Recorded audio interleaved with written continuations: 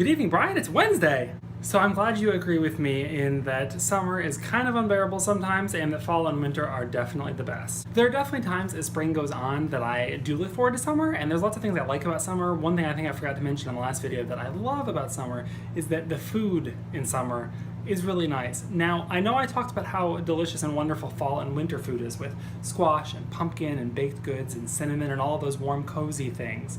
But the nice thing summer has going for it is fresh fruits and vegetables, which I love. I love being able to go to the farmer's market and pick out juicy, ripe fruits and vegetables, some of which are your favorites and staples that you use all the time, others of which you've never seen before. Being able to go to the farmer's market and pick and find things that may have been picked within the last few days or even that morning is really exciting, and having all of the ripe, fresh, wonderful vegetables is something I really like about summer, so there is that aspect of it. Today was not terrible, it wasn't as hot as it has been, and there was also a nice summer thunderstorm, which is one of the few things I like about summer as well. The storms, the rain, the thunder, the lightning, all of that, I really like that a lot. So that was good, but I guess usually while I look forward to summer somewhat, by the time summer is maybe 5 to 6 weeks in, I'm done with it. Like, I've had my fill of summer, and it's too hot, and it's just not worth it anymore. But fall is coming soon, and that will be lovely.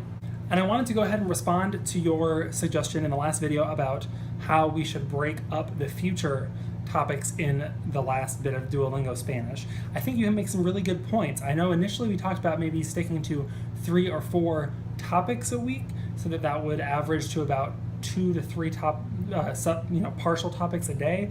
But you're right, looking forward, some of the topics have like 15 lessons, and other topics only have like 1 or 2. So it doesn't really work out very well that way. And this past week, last week, was tons and tons of lessons. There's the topics that fit into that week all had 5 or 6 or 7 or 8 or 9 different lessons, and so it was a whole lot of things. So I think you make some really good points.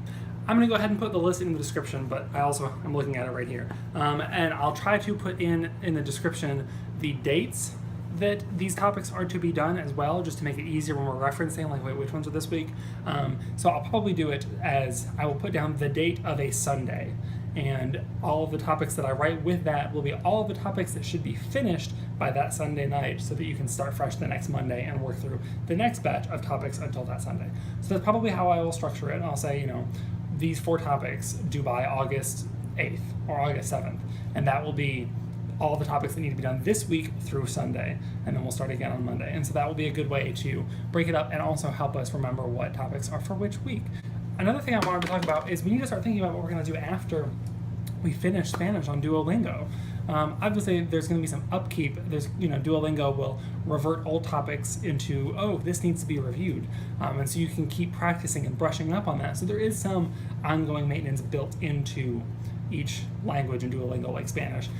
There's also, I don't know if you've noticed, but as you're going through the list of topics, there are certain points where there's a break line, and you can add in bonus topics that are not part of what's required, but that can be added in using the lingots that you earn every time you complete some.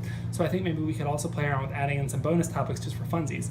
But we should also think about possibly what we want to do afterwards. If you want to stop with the Duolingo thing and say that was fun, but we're done, or move on to another kind of, simultaneous task we're going to track, or we could also start a new language in Duolingo.